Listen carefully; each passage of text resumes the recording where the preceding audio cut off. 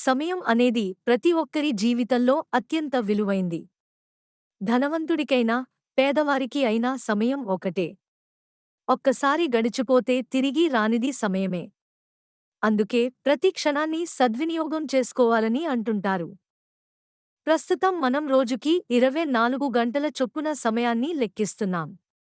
ఇది భూమి తన అక్షం ఆధారంగా తన చుట్టూ తాను తిరిగే వేగాన్ని బట్టి నిర్ణయించబడుతుంది. ఈ లెక్క ఎన్నో ఏళ్లుగా కొనసాగుతోంది.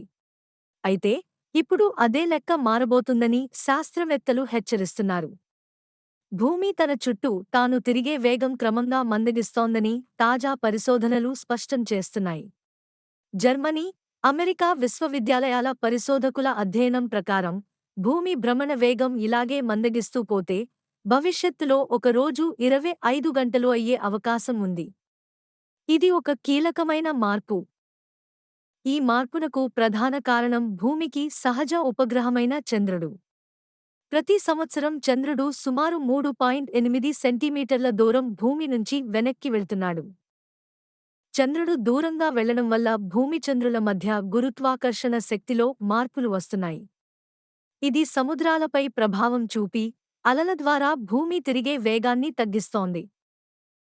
రింగ్ లేజర్ జైరోస్కోప్ వంటి అత్యాధునిక పరికరాలతో ఈ సూక్ష్మ మార్పులను శాస్త్రవేత్తలు గుర్తించారు.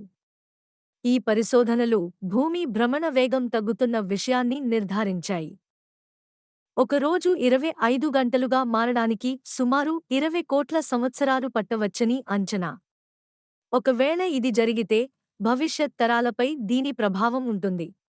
25 గంటలకు అనుగుణంగా క్యాలెండర్లు, అటామిక్ క్లాక్స్, జీపీఎస్ వంటి ఖచ్చిత సమయ వ్యవస్థలు తిరిగి రూపొందించాల్సి వస్తుంది. విమానయాన, అంతరిక్ష ప్రయాణాల సమయపాలన కూడా మారుతుంది.